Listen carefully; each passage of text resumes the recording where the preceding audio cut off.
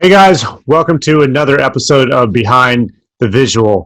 I am your host, advertising lifestyle photographer Mark Hansen, and this is the podcast where I interview all those people responsible for the images and videos you see out in your world every single day. And today, my guest is Joel Johnstone. Joel is Archie on The Marvelous Mrs. Maisel.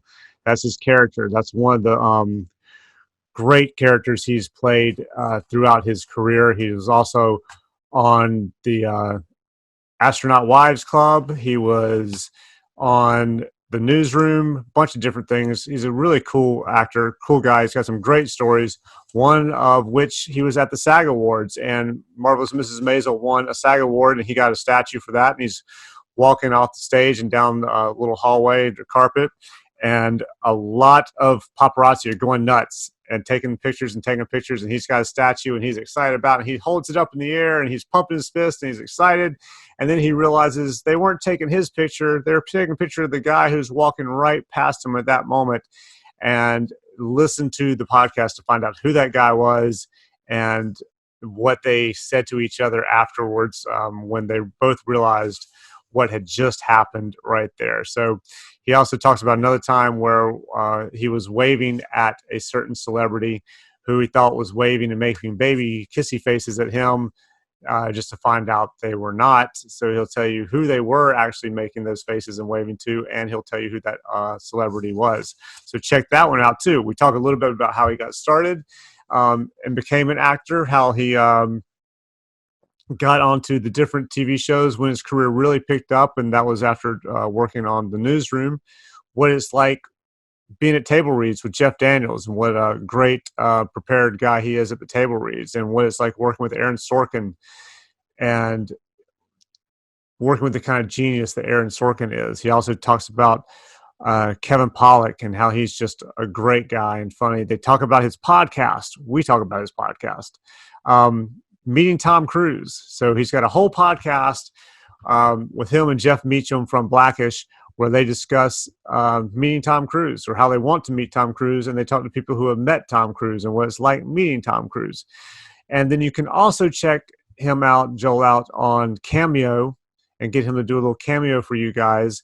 And that goes to the charity, the Covenant House, which is an amazing charity that helps homeless youth, so homeless teenagers, kids, that kind of thing, and helps give them a place to stay and prepare them for going out into the real world. So check this one out, like it, thumbs up it, subscribe, email me and tell me what you think, leave a little note on there, tell me what you think, and yeah, check this out. Let me know what you guys think about this one. I think you're going to enjoy it, and I look forward to hearing what you have to say about it.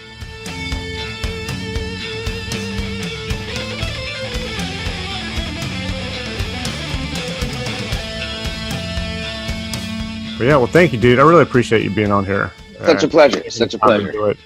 I want to get to your podcast in a little bit, but I want to start off first with how you got started, how you became an actor. Was this like a thing where you, when you were young, you were wanting to be an actor and pretending and all that stuff, and it turned into a lifetime occupation, or is this something like totally random? Like you were in school and ended up being an actor? No, I'd be lying if I said it wasn't, I was, dramatic and liked to act stuff out. I clearly did. but no, that was not the plan at all. I was a fanatic for baseball. Baseball was my life. Okay. Until I was a teenager. I just ate, breathed, slept baseball, literally slept. I would sleep with my baseball hat and outfielder's glove on at night. And, really? That was my life. Yeah. And I started, I guess I did my first play when I was like 13, 12 or 13 at school, right. Just as a fun thing to do. And I thought it was, just fun. Like, it didn't occur to me that this would ever be something you would do. I have an uncle who's an actor, and had done and continues to do a lot of theater. And he talked to me a few years later, I guess I must have been 14 or 15, about, getting paid to do. And I was like, people get paid to do that? Like, people, you get paid to put on because like I had just done, until I was in high school, I had just done school plays, and I had done one community theater thing. Where'd you grow up? And Milwaukee. Okay. And then it was really my high school drama teacher who started telling me to, that this is something I should take seriously. And he actually, I made the baseball team freshman year and sophomore year, and I started like looking at the senior year guys, and I was like, I'm never going to be that. Like we won the state championship when I got there as freshman year. And I was like, well, I don't think I'm ever going to hit the ball 400 feet. Like these guys are insane. Like they could throw 90, hit a million, hit a million miles. And I was like, I don't know if that's in the future. And, maybe I just started taking enough steroids. Yeah. Everything. Hindsight's 2020, I mean, yep, there you go. See? But he really got me taking it seriously. And then I did a summer program at Northwestern. It's kind of this famous high school program called the Cherub program. It's like a nickname that stuck, I guess, and they call it the Cherubs. And I did that. And then the following year, going into my senior year, I did a high school program at the Steppenwolf Theater, which is even more famous. And that's when I really started thinking, okay, this is something I should really consider when college comes up. And then I started exploring theater schools as well as colleges with the theater programs, and I got into Fordham in New York City, and I wasn't even sure that I was going to continue acting when I got there, but I was like, I have to pick a major or at least declare one when I get there, so let's pick theater. And I got there, and I did a play immediately freshman year that I still think is some of the best work I've ever done. Really? But yeah. And that was it. I knew that's what I had to do. Yeah. So you have a degree in acting, I guess? In theater. And in theater? Yes. Yeah. You did do a lot of theater? Have you done a lot of theater?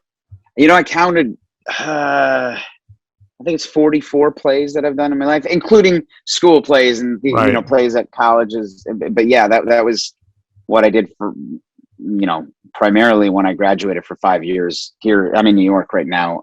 Just a lot of way off Broadway stuff. And, that's what I, how do you like that that's compared really, to doing something like TV, film? Well, it's two completely different animals. Totally different things. There is no substitute for a live audience. None. There's nothing like it. It's a high you cannot recreate. At the same time, there's nothing more heartbreaking than doing something you're really proud of, that you invested your blood, sweat, and tears into, and somebody that you wanted to see it, somebody that you wanted to talk to about it, didn't see it. Yeah. And then that's it. And it's a piece of art that you've created that for that only lives in a finite amount of time. It's not a picture. Right. It's not a drawing. It's not a sculpture. It's not a movie. It just vanishes into thin air. And if you saw it, you saw it. If you didn't, you didn't. And that's the heartbreaking part of it. It's also the thrill of it. So it's a real double-edged sword. The beauty of film and TV is the timelessness of it. Somebody can always see it and appreciate it. And sometimes that works the other way too, because sometimes you don't want people to see it.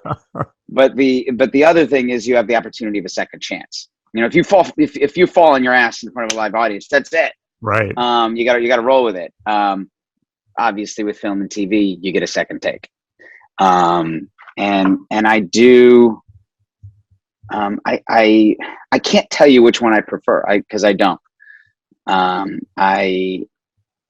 I love the precision of film and television, but again, and especially now that we've lived, first time in 100 years without that, And we Yeah. realize how precious that is, that relationship with a live audience. It's all the more unique now more than ever. Yeah. My friends in theater are financially and creatively just starved. Well, I'm You know, sure. Yeah, I can't even imagine. I think it's got to be good to at least know that, like with you, you've got that gig, you've got the TV thing going on or whatever. So at least you know at some point it's to start working such a before godsend. It theater. really is. Yeah. Yeah, yeah. But but no, theater is something that I continue to do and always will. It's nothing that I could never think of calling myself an actor and not doing it. Right. Not that people who aren't, but my Oh yeah. hunger for acting revolves around all of it. Do you try and sneak Uh, that in between, TV and film gigs when you're? I do. It's not enough, but the last few summers I've done in Los Angeles, the Blank Theater has this summer program called the Young Writers Festival, and they pick a one-act play written by a high school student, and they pay for them to fly out with the Guardian and stay in LA and put up a full-scale production of this one-act thing Really? with working actors in Los Angeles. And Wow. so they don't get to direct it, but they get to work alongside the director and offer their input and everything like they would in the Yeah. the biggest scale theater productions. And so I've done that, and it's just a phenomenal program, and they have an incredible track record of students that started in that go on with really crazy successful writing careers. So Very cool. it's a wonderful, wonderful program. Do you live in? I'm assuming during the Mrs. Maisel part, anyway. You're living in New York. Do you live in LA as well? Do you go back and forth between the two? LA is where I reside. We right now, the last few months we've been in LA. I for the first time came out with my family just because the traveling back and forth was a little too hard. Yeah. But no, I mean I've pretty much just gone back and forth since this started. Jesus, we did the pilot almost 5 years ago. I can't believe it. Wow. That's crazy to me. But yeah. I've always just gone back and forth. Is it mostly shot in New York? Yeah, I mean, other than the obvious locations, when Right. the Miami was really Miami, Paris was really Paris. Aside from that, the Catskills was up right next to the Catskills, and Yeah. it's a New York show, and it you couldn't have it any other way because it's so authentic New York. Well, you are the reason we are watching the show. Just so you know, I've been trying to get my wife to watch it for about 2 years now, and she kept going, no, because she knew it was like a 50s piece kind of thing, and she always says she's not into those kind of shows, but we end up like The Crown. She's all into that. Then we started watching Marvelous Mrs. Maisel, and then she really got into that to where she was like, every time we turned around, hey, so you want to watch another episode of Marvelous Mrs. Maisel? Yeah. I think you want to watch this. And I told her when I first reached out to you that you had said yes, and she was like, "Well, we better start watching it." And I was like, Yeah. "Well, good." And then we already went through the whole thing. I mean, we sucked it all down, just binged it like crazy. So, thank you. No, thank you. Thank you. Well, thank you for watching. I seriously, because it wouldn't live without an audience like every other show. We're incredibly indebted to the people who watch, and but yeah, it's a crazy pinch me once in a lifetime experience, and we're all very, very lucky to be a They part seem of to be it. adding your character in more and more as the seasons progress. Are you gonna? Is that going to continue? I can only hope you so. hope so. We never know. We Right. we never know. We really are always surprised on a weekly, a episode by episode basis. Right. Amy and Dan are geniuses, and I always can't wait for the next script. So with only the future can tell, but it's so much fun. And yeah, last season, and season 3 was we Mike and I kind of got a heads up a little in advance that there was going to be some kind of fight, and we started working because we had to work with a fight choreographer for that, Right. because every person that we touch is a stunt person.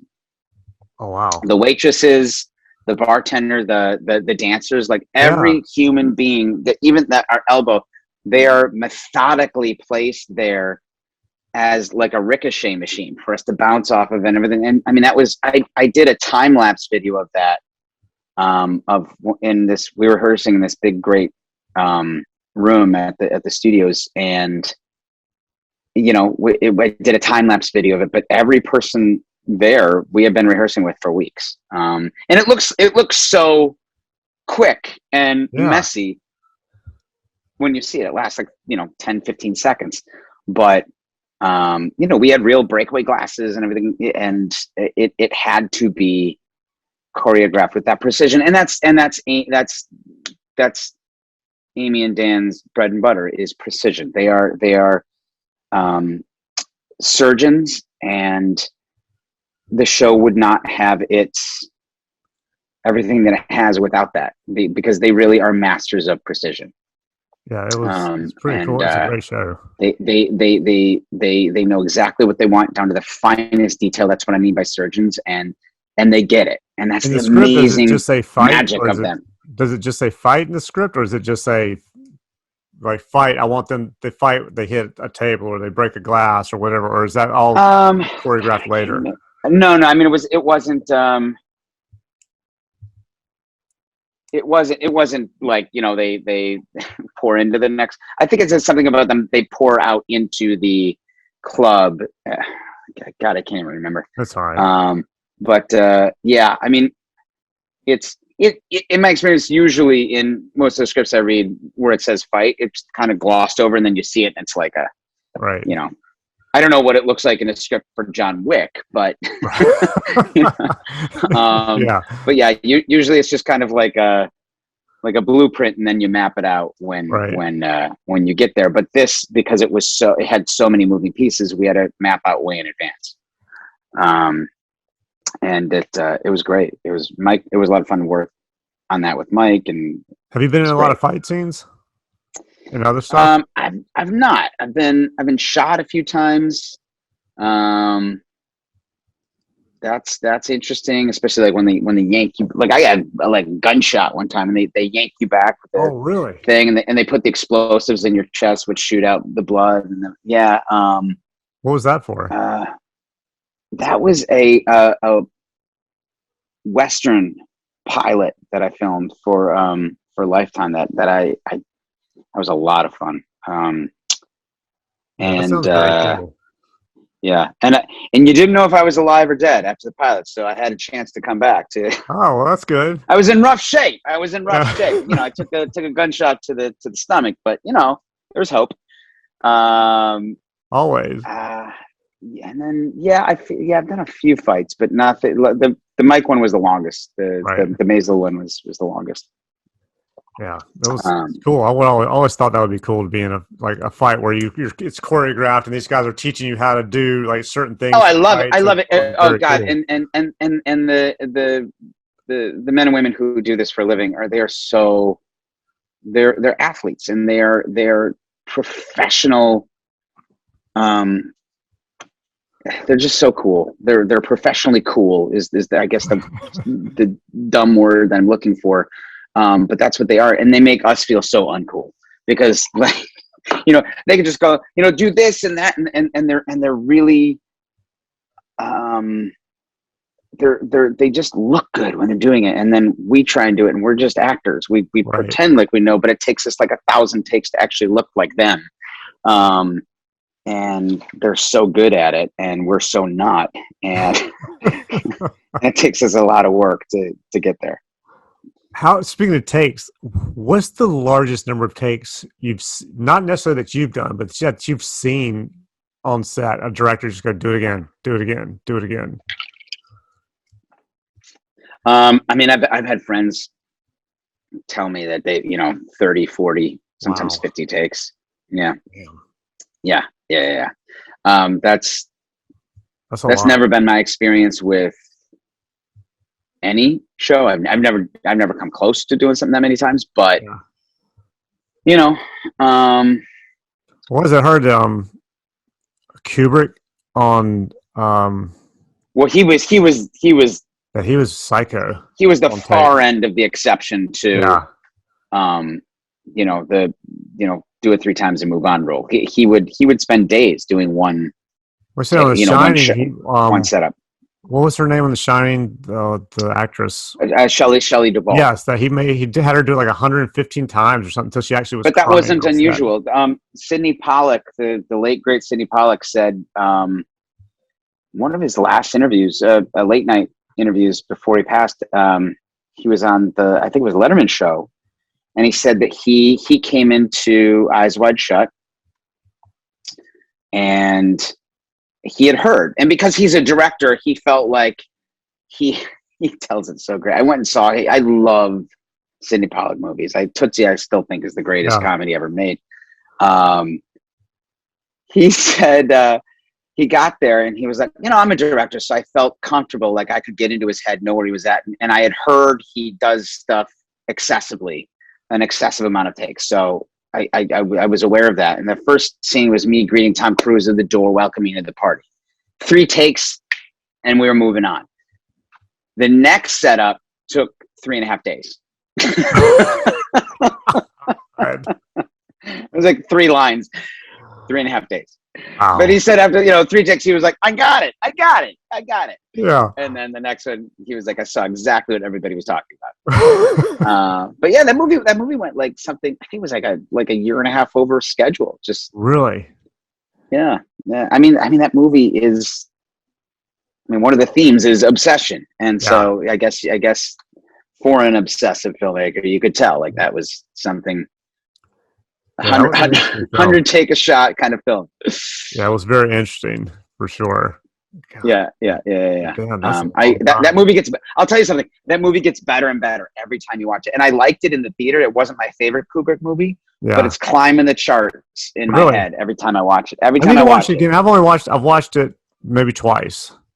But it's been years. You'll find something new that you didn't see the first time every single time. You're like, oh, I didn't think. Like, oh, that's the brilliance of Kubrick, is he's so far ahead of the audience. That anytime I watch one of his movies, I get a lot more out of it than the last time. But that one specifically, I've been pleasantly surprised every time.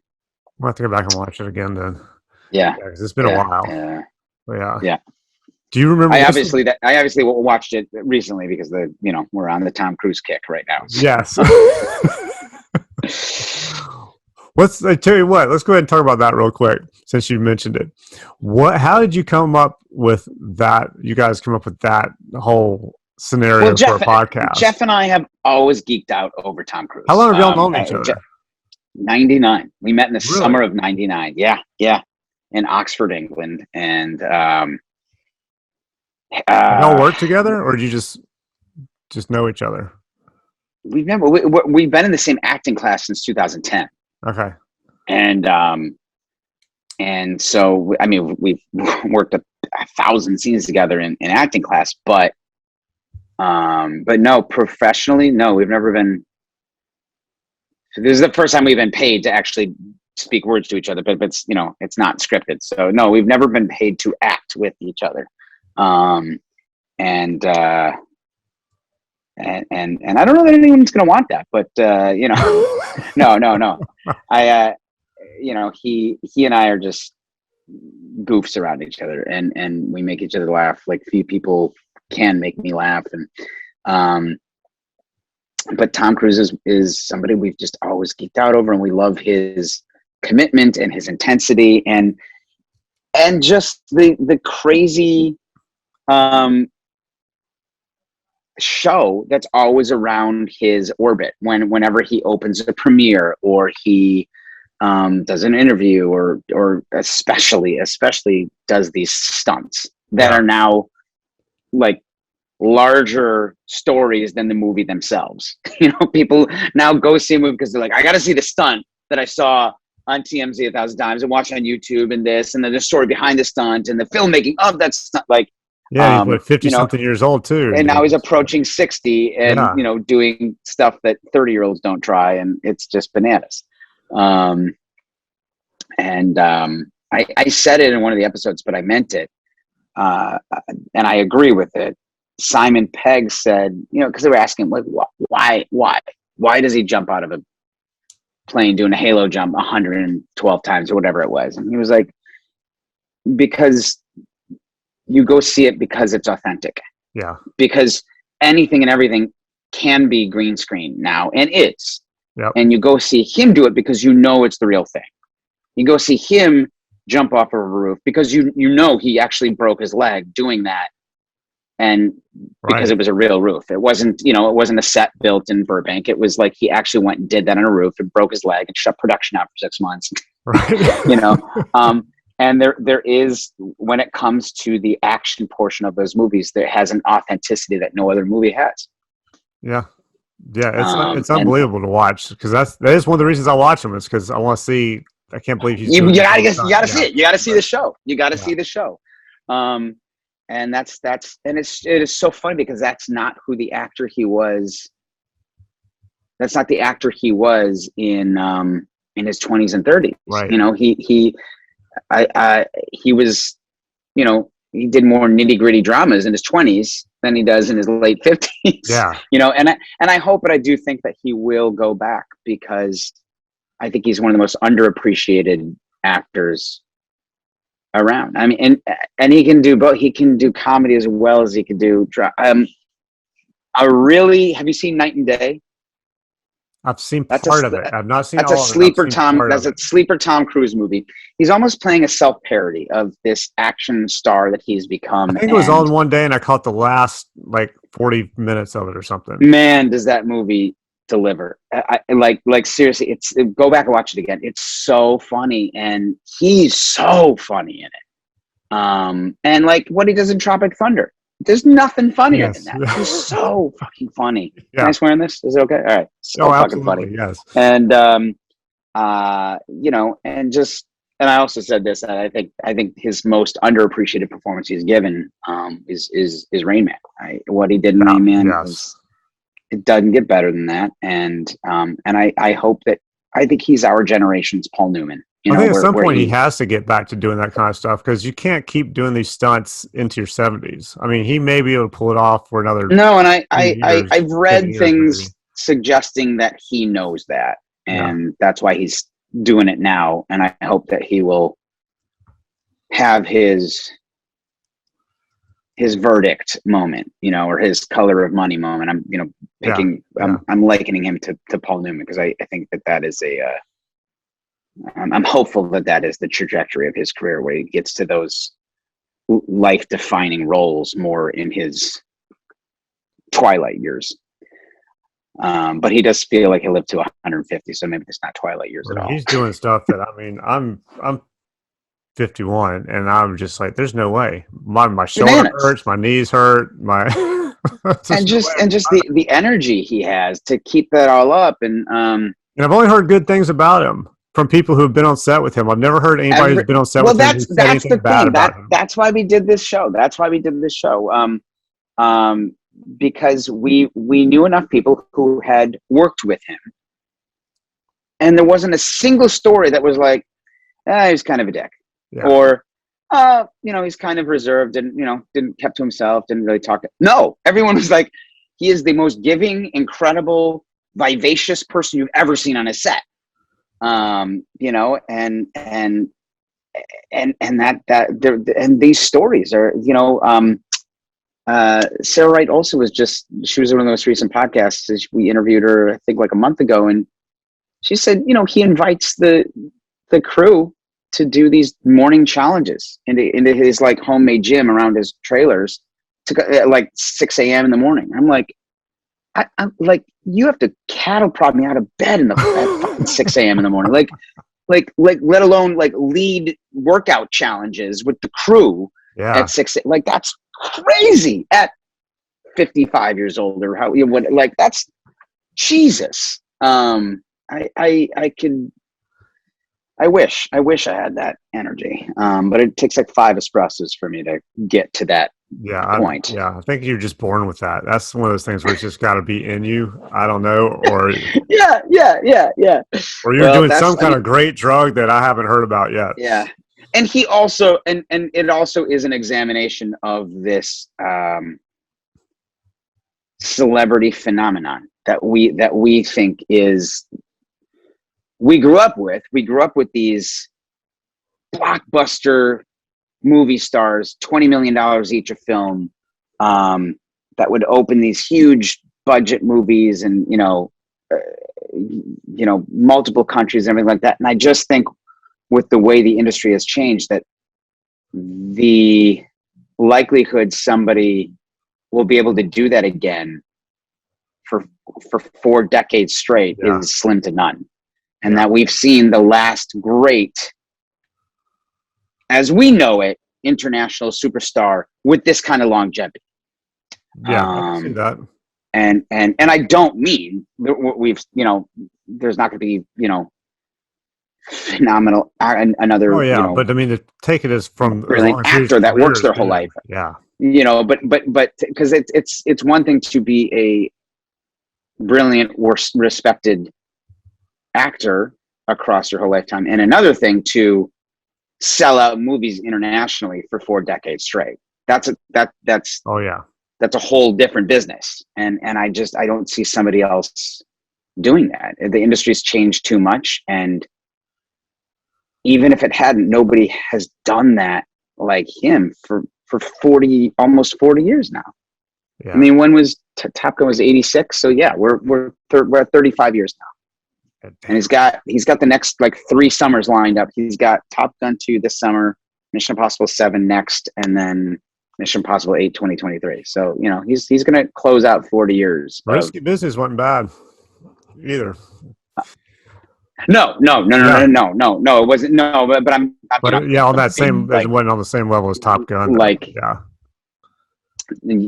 big blockbuster. Risky Business is one of my favorite movies. Having, him aside, it's one of my favorite movies. It's great.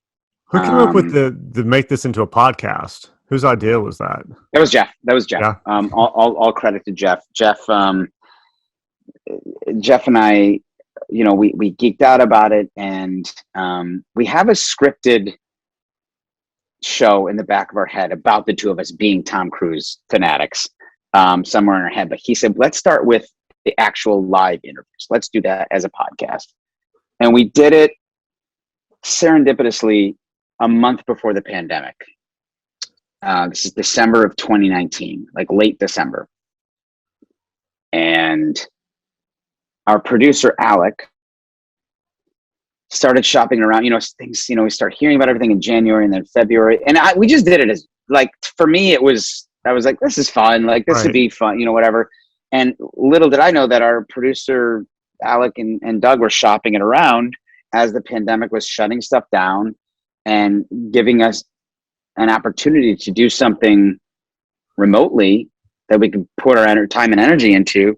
That could be a lot of fucking fun. And so they got it in the right hands with Dan Patrick over at iHeart, and he bought it and gave us a home, and we started doing this, in the early summer, late spring, early summer last year. And I couldn't believe it when Jeff, we Marco Polo each other back and forth because we're too lazy to text. And I remember the day he was like, dude, this shit's going to happen. I was like, what do you mean it's going to happen? What are you talking about? And he was like, we're going to sell this. And I was like, you can sell a podcast? What are you talking about? Like, what are you? And so yeah. And so we've been doing it since then. And it took a while to find our voice, to find the shape of what the show is, which is now very carved out. But that's,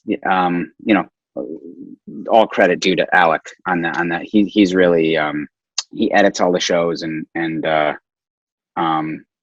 Jeff also weighs in on that a lot, but most of the editing lion's share of all of that is Alec, and he. Is he the one? Do you guys get together and say, "Hey, let's reach out to this person"? We know they've met Tom. They've been on set with Tom Cruise. Yeah, we have meetings all the time, and we're always in communication on a text thread of somebody we know or somebody we know through somebody that we think we can get, and we have a whole laundry list of hopefuls for the next. What's going to happen when you guys actually meet Tom Cruise? You're just going to keep on. I'll shut down. I will shut down. It'll be the most uninteresting interview. No, I don't know. I mean, I have joked that we all have joked that we want to do it in front of a live audience, and I in the back of my mind, I think Alec would punch me if I said this, but I would like to wait until that can happen. He would probably say, and argument can be made, he's absolutely right, that anytime he would want to speak to us would be the right time. But whenever, I would love to do it in front of a live audience. I guess being that it's a podcast, you could always say he wants to meet with you tomorrow. You could always film that and record that whole meeting and then not post it for a year. Yes. But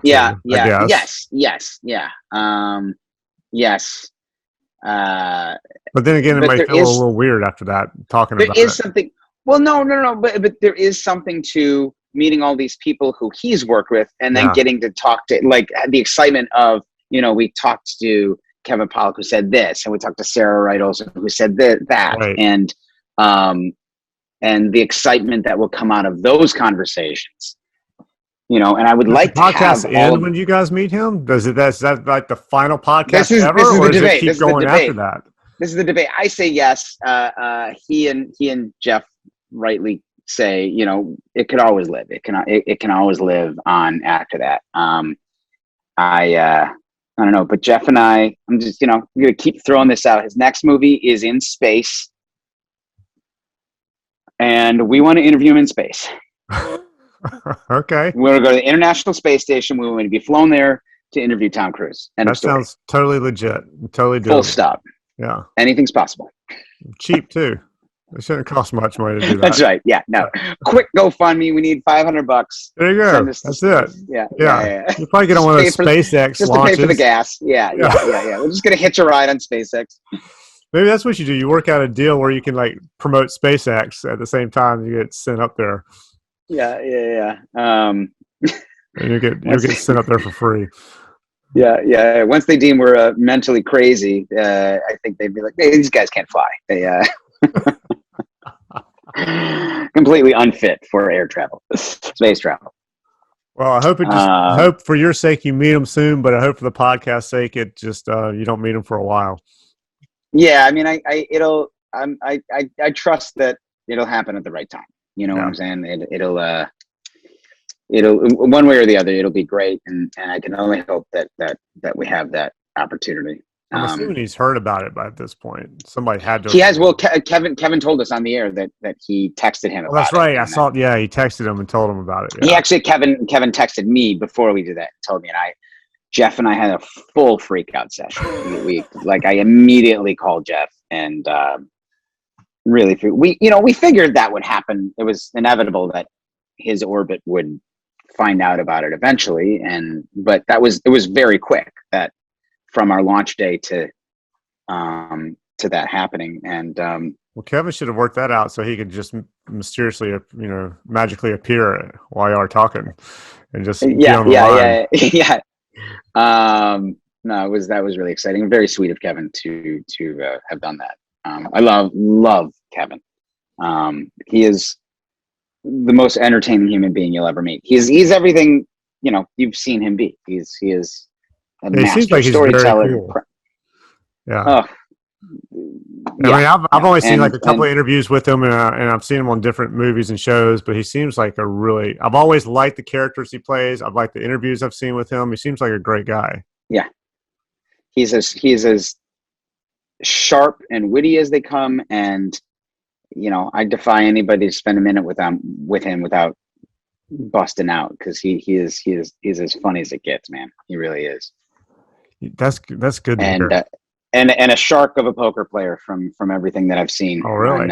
on World Series. Oh yeah. You could see him play. I would love to play cards with him someday, but I know he'll take all my money. He's really, really, really good. I have to say this show, The Marvelous Mrs. Maisel, has taught me more about Jewish people than I ever knew in my entire life. About the inner workings of being Jewish, just from watching some of it with the family and all that. And I'd heard stories because I have some Jewish friends, and we talk about it. And I said, "Wow, some of it's all like some of the stereotypes here. Is that real?" Yeah, that kind of is. It's. I mean, the show is. I mean, it has an authenticity to it that that can't be matched. I love it, and I think as somebody who grew up Roman Catholic, I am so much more drawn to, because I never gravitated towards the religion that I was presented with as I don't know what I call myself now. I'm not a churchgoer. I'm not Catholic. I don't know what I am, but the community of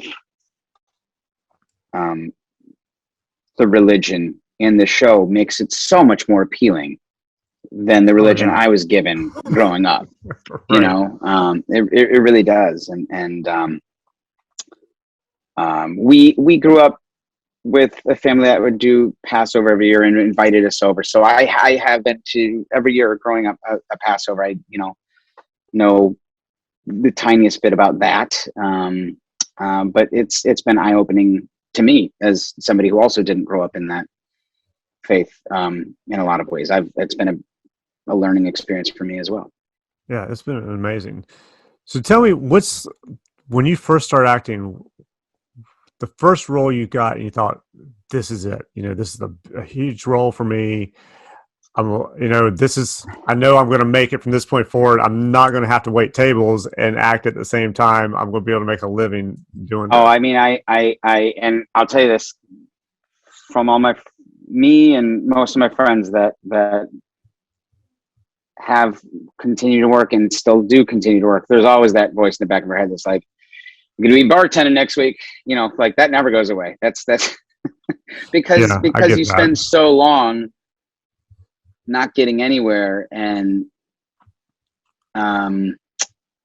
feeling like it'll never happen, that I don't think that voice ever fully goes away. And there's also, I've never had that moment where I'm like, you've made it. And I kind of like, I think Robert Duvall can say I've made it. I think Judi Dench can say I've made it. Right. Yeah. I think until you're at that level and you've done this for decades and decades, and I don't mean that you need to have international recognition like they do, but I'm just saying I think it just takes decades and decades and decades of experience and work and success to say I've made it. I've never had that feeling. I've had plenty of feelings of I'm the luckiest fucking person on earth, but yeah. I've never had that right feeling of I've made it. I'm not going back to the bar. Right. I hope I do. I hope I have that feeling someday, but I'm not there yet. But there also is. I never want to rest on my laurels and feel comfortable and feel like I don't have to keep digging and discovering and getting better. Because like any craft, any skill, it's something that can always be refined and improved upon. Yeah, I get that, because it's like my photography. Every time I look at a picture, I always look at it and go, I could have done that better. If I'd done this a little better, or if I tweaked that a little more, if I'd done that. And it's always every single time. I don't know that I've ever looked at a picture and thought it's the perfect shot. Yeah. I listened to B.B. King very, very late in life give an interview, and they asked him about his regrets. And he was like, I wish I'd practiced more. Oh my God, really? King. Are you fucking kidding me? You're the greatest. Are you kidding? Wow. What? Yeah, he was like, I could be better. I could be, some of my finger work could be a little smoother, and I'm like, there's such beauty to that. I think that's what keeps And people keeps you moving and keeps pushing you to constantly, because you never get to that point where you think I've perfected this, I've got this. I think when you get to that point, it all ends. I mean, well, I that's think not what art is. There's no finish right, line with art. yeah, It's constantly in motion. It's constantly in development. It's only time or by somebody else's hand where it's determined finished, you know? yeah, And so if you don't keep digging, if you don't keep saying there's something deeper, then you got to question it, yeah. you know? Yeah, I think that's when, I think that's when you just get to the point where the desire for it is gone, or when you think I've done the best I can, I'm hit perfection on this. Yeah. You don't really have that. Yeah, I think that's the point where you've lost the desire to continue to go, because Yeah. I don't think Yeah. you can Yeah. ever Yeah. always have it. No, I mean, I mean, at the same time, you know, practically there is, you know, if you're editing something or you whatever, like there does come a time you go, okay, Oh, you you gotta gotta stop. Yeah, move on to the next scene, but you have to find a balance between satiating that creative itch and also not going mad, yeah. you know. Oh, absolutely. So and there is a fine line, but there's always room to improve and get better, and that's what should keep people hungry, I think, and what keeps me hungry. And um that is the real gift of Maisel, because Amy and Dan get that out of everybody. They in the best of ways dig deeper than anyone I've ever worked with and get it out of you and bring out your best. And I've had multiple takes where I felt like, okay, that was good. And Amy or Dan will say, okay, let's do one more and just try this little tiny little thing. And I'll do it. And I'll go, fuck, that was better. Fuck, that was better. And they use that. And I'm like, shit, there was one better. They found it. It actually happened yesterday. And another one of those, it's happened many times. And I that is the real gift of this show and those two. What's it? Okay, so you were on Newsroom as well for a little while. Yeah. What was that like? It's maybe you don't have to compare it necessarily to Maisel, but what was it like being on an Aaron Sorkin show, working with Jeff Daniels, all that? Well, I never got to work with Jeff. God, I could only wish. Knock wood. But I did meet him at a table read and or you know, multiple table reads, and man. Because that was a cool show. I really liked that show. Oh I was God, hoping it would last a little bit longer. It ended a little too soon for me. he like when I go to a table read, even if I have 2 lines or you know 100, I mark my script up. I you know do my homework the night before. I have to know the story of what the scene's going through. He may have done that. I don't know, but he was the only person I've ever seen do it off an iPad, swiping through, and was fucking pitch perfect, camera ready. I mean, just performance ready on it. At the I was 4 or 5 table reads there, and every one was better than the next. I was like, he is just a maestro. I couldn't believe it. He is so, I mean, he's such a wonderful actor. Really, really, really. But Sorkin, you know, you're only as good as the words you're given.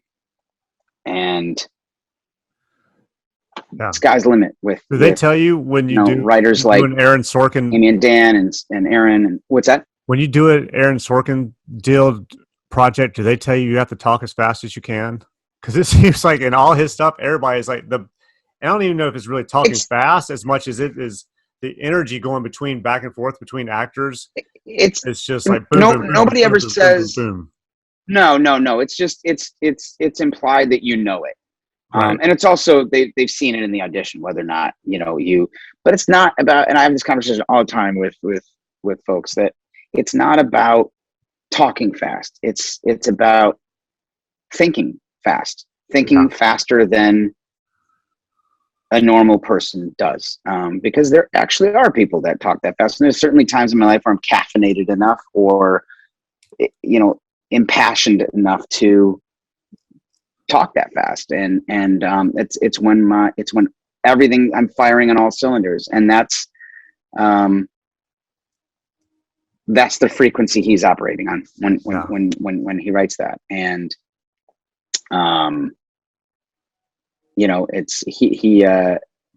that show was also another gift. It really was. And it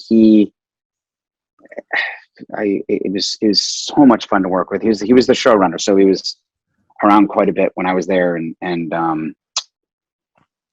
every time it felt like a kid in a candy store. He was just having fun, and you get to set and do the day's lines for him, like however many scenes you were there for, you do all those for him, and he would look at the ground listening to it, and it was kind of his last chance to rewrite. And there was an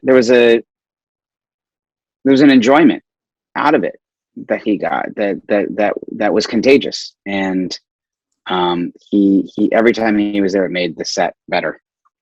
That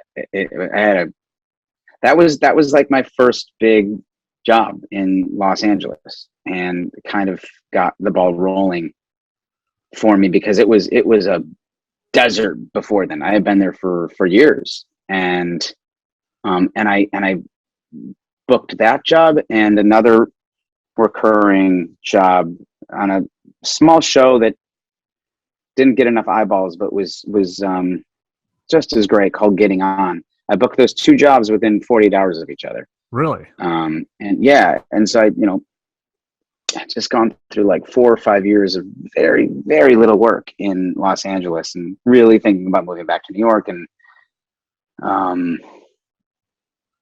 I don't know, being a plumber or something. I don't know. But then I got these two auditions that really got the ball rolling for me. Damn. And those opened up some other opportunities, and there's always ebbs and flows. But those 2 days changed a lot of things for me in LA. Well, that's good. Yeah. So is that what got you to Astronaut Wives, and then to Maisel and all that? Well, I mean, or at least help put you I don't know to if that they level got where them, you could get but those jobs. They help. What they did. When you work, it helps. Work does not necessarily beget you more work, but it does beget you more auditions. Right. And so I started auditioning more, for sure. And that's the that's the gig, because until you are getting offered jobs all the time, you're a professional auditioner. That's what you are as an actor. Get it. It's very similar to photography, because you do a bigger job, it opens the door to get you to bid on more jobs. I mean, you're getting jobs, but you get to bid on bigger, better jobs, more jobs. Yeah. Hopefully, and that never really goes away, because I have heard stories and read stories of actors that are as white hot as it gets, and just off an Oscar, whatever, up for a role against this person, or auditioning for a role against this person in this huge, I'm not going to name names just because you never know what's hearsay, but you hear it enough that you're like, shit, it never really stops. Like you're always competing. And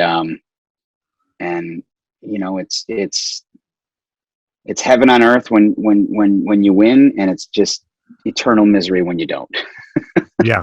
Oh yeah, I get it. My wife's like, I don't know how you do it. I don't know how you constantly do stuff and then don't get the job, and then you go, that's all right, and it'll pop up, and you're just like, well, me and my wife, some of our biggest blow-ups have been about when she doesn't have an interview go well or something. She was looking for a job years ago, and she went to like 3 or 4 interviews. She was like, I didn't get a single one. 3 or 4. I was like, you're getting worked up over 3 or 4. I was like, I'm going 3 or 4 a week. Yeah. And I'll go a year without getting one. What are you saying? What are you? so yeah, it is Derek Jeter has a saying that I live by, that I love. And again, baseball is still, I'm biding my time until somebody offers me a baseball contract. But okay, well, good. so I'm just throwing that out there. That. That out there. But he has one of my favorite quotes. He said, "Baseball is it's a game about the management of failure, because if you fail 80% of the time, you're unemployed. If you only fail 70% of the time, you're a household name. So it's just about how much can you limit failure, because you're going to fail the majority of the time. Before. The greatest players in the history of the game are majority failures. Nobody has ever beaten the game of failure in baseball. It's just about how little can you fail. That's a good, because you're going to fail more often than not. Yeah, I like that. And once you accept that, then it becomes about managing that. And it hurts, man. It hurts when you go to an audition, you don't get it, especially when you get close, especially when it's in your hands. Mm-hmm. And you can feel it, and you can taste how much that's going to change your life, and it doesn't go your way. That it's painful, but you have to accept that, if the odds are in your favor, you're only going to get one out of every 15, 20 jobs that you audition for. Those are good odds. Yeah. Yeah. But like you said, it's a good and bad thing. Because when you get it, it's great. You feel excited about it. The bad thing is sometimes, at least I know at my house, you start planning things based on the fact that you think you might get this next gig coming up. Like, oh, we can do this because you're going to have that. That's going to come up. I'm sure you're going to get. I know. You spend the money you haven't earned yet. Yes, I know. Yeah, exactly. Let me look at that couch that I've been putting off. That's exactly. I'm sure the phone's going to ring. I'm sure. Yeah. Yeah. Been there 1,000 times. That's also the kiss of death when you do that. You gotta not make those plans. Finally, my wife and I finally learned, don't do that. Just wait. Yep.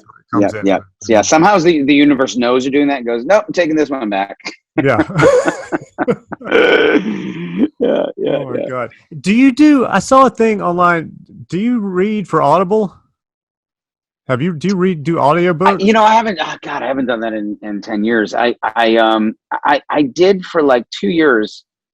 I did half a dozen different audiobooks. I was that industry has changed a lot, and I had an audiobook agent who retired shortly after the last one that I did, and I just I'm completely open to it. It's just the opportunities have been few and far between. But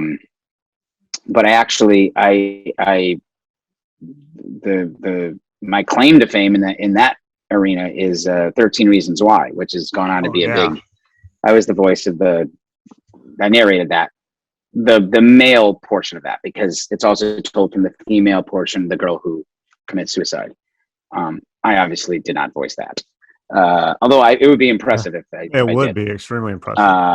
But no, so I was one of the voices of that, and that was like, and they were all YA books. They were. I didn't do like a Hemingway novel or anything. Like they were mostly all in the young adult sphere, and it was, that is exhausting work. It really is, in the best of ways. I mean, I compare it to doing a long distance run where you just, how long are those days? It's you're exhausted but really fulfilled at the end. They're like 8 to 10 hour days of like sitting there in a dark booth, repeating every line in a book at least 3 times. Really? You don't Yeah. just like read it through. You actually read it and then go back and read it again and read it. Oh, and you average doing every line. I mean, sometimes you're lucky and you'll say a sentence and move on to the next, but most of the time, you'll something will be wrong, or they'll say, "Oh, just give us another alternative on that line," and I can only think how hard that is to edit. Thank God I don't have that job. But like the days I did those, I slept really well at night. Like it's tiring. And it's fun and it's fulfilling, but it's really tiring. And you have to do a lot of homework to make your day, because they tell you, we want to get this many pages done, and to do that, you have to How many know pages the do you do characters a that are coming day, up, because basically, I would on usually do a whole average? book in 2 days. So I don't know, Okay. like if it was a 300-page book, 150, um, and if there's, I don't know, pick a number of how many characters are usually in a novel, but let's say 20 to 30. You have Right. to know, like, you have to do 20 or 30 distinct different voices. Right. And so you're like, okay, I'll be Southern for this cop who pulls him over here. Yeah. And then on page 120, okay, I'll do Southern. And you're like, shit, no, I did Southern for the cop, I got to do something. And it's like, well, I mean, that's like, I used to Wow. just, I would keep a list of like what kind of pitch, inflection, dialect I would put like on all the characters on a list. And because you kind of got to know that. Yeah. Wow. Or the producer will say, "Oh, that sounds a little too close to the principal in the first chapter, so let's do it." So that's its own challenge. Yeah. Damn, that's a lot of work. It's a lot of work. It really is. Wow. Yeah, yeah, All right. um, So yeah, I might not yeah. want to continue. I see why maybe it's been 10 years since you did that. No, honestly, I would welcome it, but it's there's just you just got me thinking. I'm going to call my agents. Hey, why It's not? one of those. That's one of those things that I enjoy doing, and I don't Or I do guess enough if you of can it. do it in 2 days, 3 days, Yeah. when you have some downtime. Um, yeah, yeah. No, it's. I mean, the other thing is like you can't. There's no like. There's no downtime where you can like go and if you're in between takes or at lunch or something like that. No, like when it's just you and the microphone and the page, and you're just reading, reading, reading, reading, reading. It's the whole day, Wow, man. What do you do on and it's set during downtime? Speaking of downtimes, like when you have like not like in um between gig downtimes, but just on set downtime, what do you do to keep yourself not from being too? conversation. I try to stay off my phone as much as possible. I don't.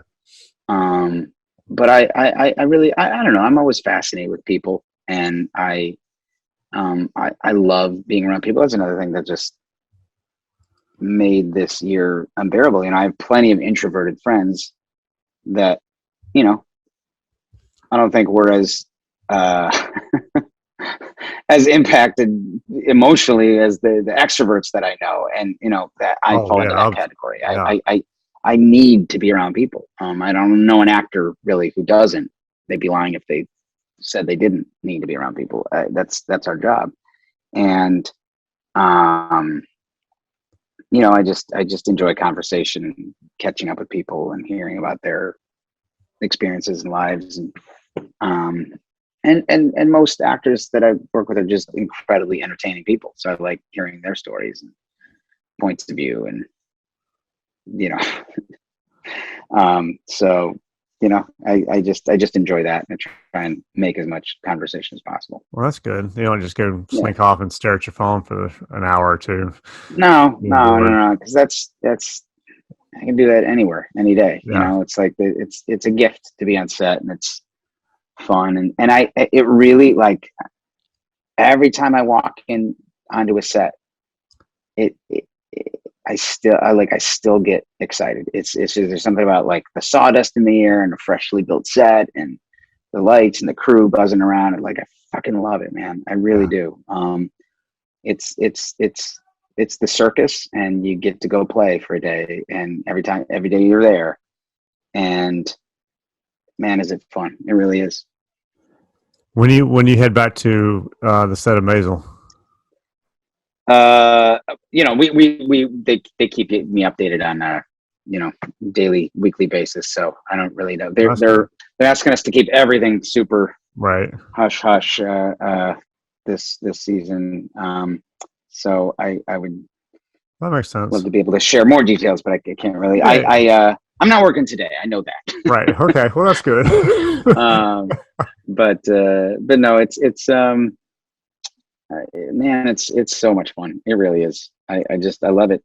It's one of those jobs where you reach the end of a season, and you're like, I wish this was a year-round job. I really do. How much time is between seasons? How much downtime is there like between the seasons? When there's not a pandemic? When there's not a pandemic, right? Yes. When there's not a pandemic, it's yes. typically then. We've the first 3 seasons we always shot during the summer. So it was like the summer of 17, 18, and 19. And we usually wrapped around Labor Day, and then it usually came out around the holidays. And then we usually went back in the spring. So, usually there was like 6 months of downtime. Okay. That's good. That gives you time to do other stuff if you want to. And then, and then when there's a pandemic, who the hell knows? I was talking to one of the guys from Billions the other day, and they're still filming the last half of season 5.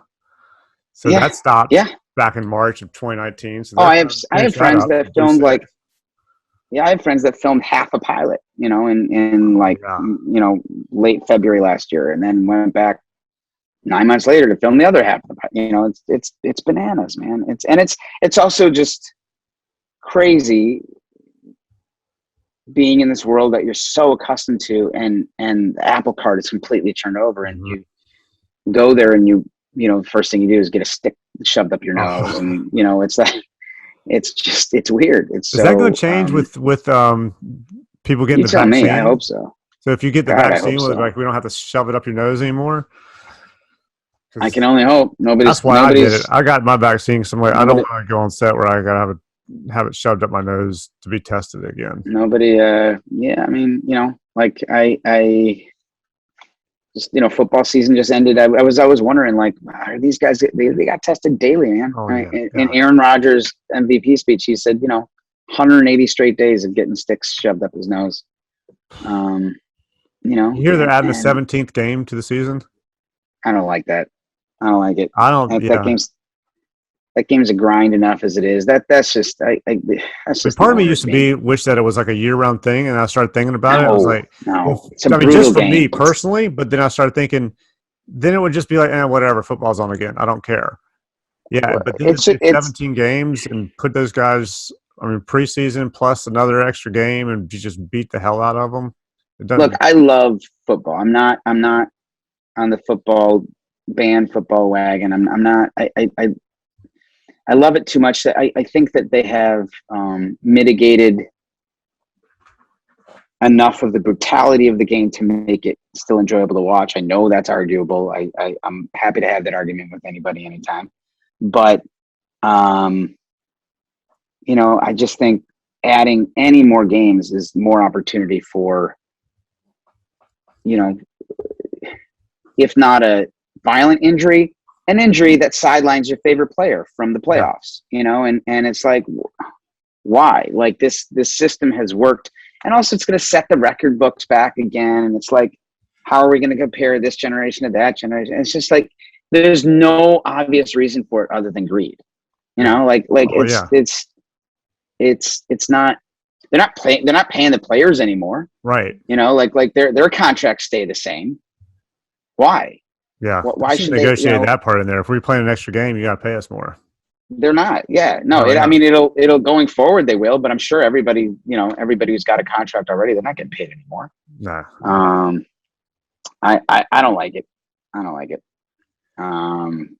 But it is what it is. Yeah.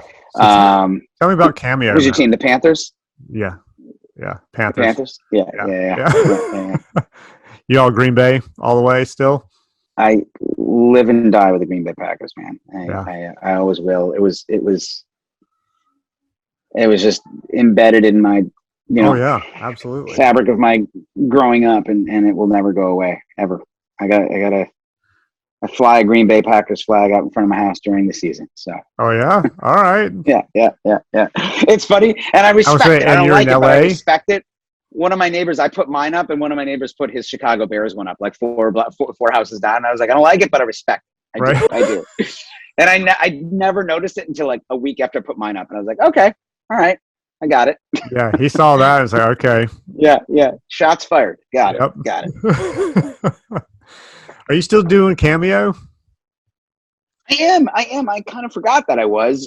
Somebody just but I'm still doing it for the Covenant House. The Covenant House is just, if you don't know about it, it's just God, it's just the best of charities that you could think of. They are a I want to call them a nonprofit. I think they're a nonprofit that houses the homeless youth, over 4.1 million Wow. homeless youth in this country, and give them the essentials, food, clothing, shelter, but also the community and education that puts them back out into the world with the skills and education that can set them on a new track, other than the one that sent them into homelessness Yeah, that's and poverty. amazing. And I've done the last few years. Rachel Brosnahan introduced me to it, and I've done this sleep out. The Broadway film and TV sleep out for New York chapter. In 2019, I actually came out here to do it. And you sleep outside of the Javits Center for a night, and you also meet some of the youth that have been through the program and have landed on the other side, so to speak. And their stories are heartbreaking and incredibly inspiring at the same time.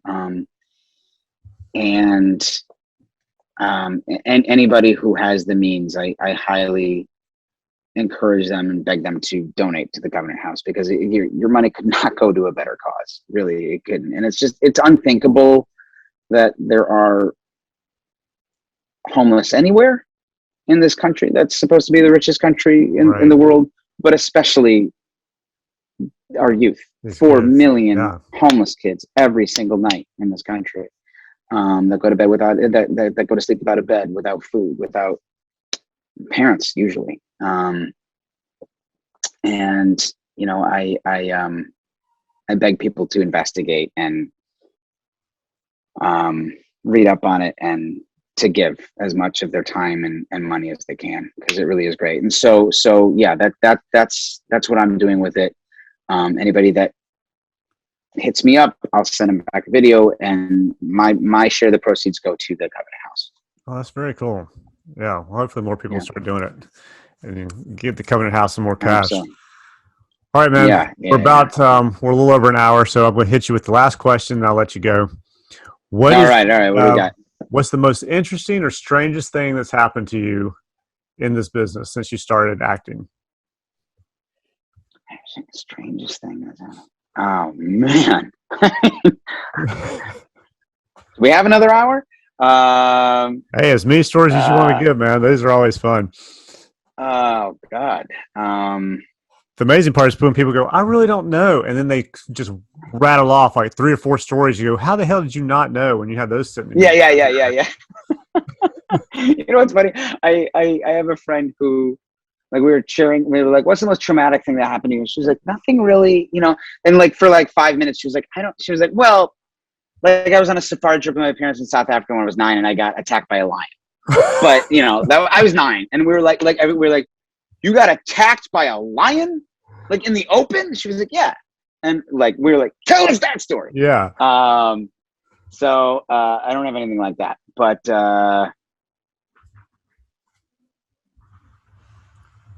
Uh, um, I'll tell you one of the most embarrassing things that happened recently. I shared this. I don't even think it made our show, but I'll share it on your show. I think our producer cut it. I've told a few other people in different interviews, but it's still entertaining. It had nothing to do with a job, but we have just been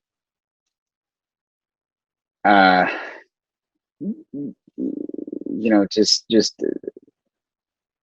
rewarded so much on this show with eyeballs and publicity, and it's really been an embarrassment of riches, truly, to be on the show, and we were nominated for a SAG award last SAG season, and we all went, the cast, and we won, and it was amazing, and it was an incredible experience, and it's surreal to stand on that stage and look out at your favorite actors. And I've always said I think that's the biggest honor, is to be acknowledged by your peers. And I was walking out of the ceremony, they give you the statue, and I was walking through this tunnel, and I see these paparazzi popping off a ton of photos of me holding this, and I was like, all right, now that I got one of these, they want my photo. All right, cool. And I start hoisting in the air, pumping it like this, and then I felt like this shoulder nudge, and somebody's brushing past me, and we in slow-mo kind of both realized that what was just happening was very different for very different reasons. And Brad Pitt just looks at me, and I didn't realize that those photos had nothing to do with me. They were for Brad Pitt standing right directly behind me. Oh, and he immediately acknowledges that, oh my God, this kid thinks they were taking pictures of him.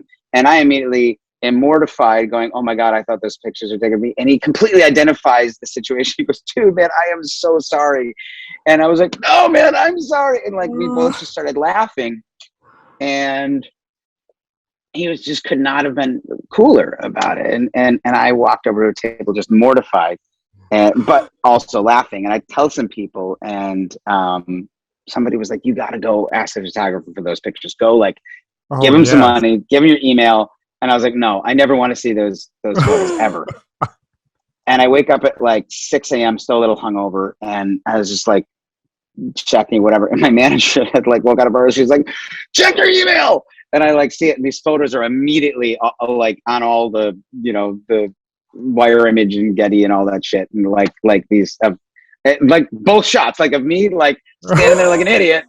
And then him right here. And then the aftermath of us laughing. And I was like, oh, great. Okay. Well, that's the actual truth of those. Not we're chumming up. The truth of it is ignorantly thought that some thunder was mine and immediately had stolen away, and rightly so, because it was Brad Pitt standing right by. Pitt, yeah. That's a cool story, though, man. Damn. That was humiliating but fun to tell. Yeah. That's a little bit worse than the whole waving back to somebody and then finding out that they're actually waving to the person back there. Oh, I've had that happen. I was at a voiceover audition, and Joan Rivers is really waving at me like this and making little baby faces, and I was like, I'm 22, but okay, Joan Rivers, fine. And there's a mother nursing right next to me. Idiot. I'm such an idiot. Yeah, I'm to the point. I've done that so many times. I'm to the point now, if somebody that I think I know or whatever is waving, I go, okay. Although I take that back. I must have stopped, because the other day on set, we were running 2 sets. I was shooting on one. There was another photographer shooting on another set, and one of the models was waving, and I know the model. So I look at her, she's waving. I'm like, hey, hey, hey, hey. And then I realized she's waving to the model on my set that I'm shooting, because they're friends. And I was like, and then I turn around and look, and that model's waving. I was like, all right, well, that was embarrassing. You started waving like a fly. You were oh, get out of here, fly. Get out. Oh, my wrist. Try and save it. Yeah. Well, man, thank you for doing this. This was a lot of fun. It was a pleasure. I'm so glad we were able to do this. It's a lot of fun. Yeah. Yeah, me too. Thank you very much.